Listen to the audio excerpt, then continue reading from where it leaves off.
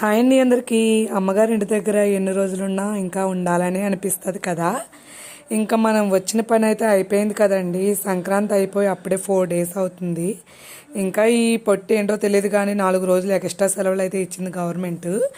ఇంకా మా లగేజ్ అయితే ప్యాక్ అయితే చేసేసానండి. ఇంకా 11కి అయితే బస్ అనమాట. అమ్మ అయితే కర్రీస్ అయితే వండిచ్చేసిందండి. కొయ్యంగా మటన్ కర్రీ అయితే వండిచ్చింది. ఇంకా ఇంటికి వెళ్ళిన తర్వాత రైస్ పెట్టుకోవడమే. ఇంకా నాన్న అయితే పండక్కి డబ్బులు అయితే బట్టలు కొనుక్కోమని డబ్బులు అయితే ఇచ్చేసారండి. అమ్మ అయితే కాళ్ళకు పసుపు రాసి బొట్టు అయితే పెట్టి జాకెట్ ముక్క పెట్టింది. ఇంకా నాకు ఎంత ఎమోషనల్ అవ్వకపోదామన్నా చాలా ఎమోషనల్ అయిపోతాను. ఈ ఇయర్ ఇప్పుడు కూడా ఎమోషనల్ అవ్వకుండా వెళ్దాం కదా అనుకున్నాను, కానీ నా వల్ల కాలేదు. ఎందుకో తెలీదు, లాస్ట్లో అమ్మ ముఖం చూసేటప్పటికి ఇంకా ఏడుపు వచ్చేస్తుంది. ఆ సెంటర్కి అయితే వచ్చేసామండి. బస్సు వచ్చే టైం అయిపోయింది. అప్పటికే నాన్న అయితే ఫ్రూట్స్ అయితే ప్యాక్ చేసేసారండి. ఇవన్నీ స్నాక్స్ అనమాట. మొత్తం ఈ బ్యాగ్ అంతా స్నాక్సే ఉన్నాయి. పిల్లల కోసం నాన్న కొనిచ్చారు.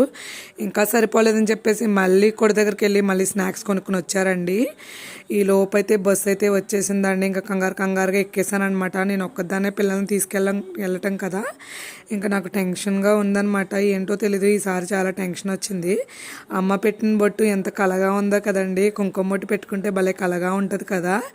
నా టెన్షన్ ఏంటంటే ఇల్లంతా ఎలా చేసేస్తారా మా హస్బెండ్, ఇంటికి వెళ్ళిన తర్వాత ఏం క్లీన్ చేసుకోవాలి, ఎలా ఉంటుంది నా రూమ్ అని టెన్షన్ అనమాట. ఓకేనండి, నా వీడియో నచ్చితే లైక్ చేయండి.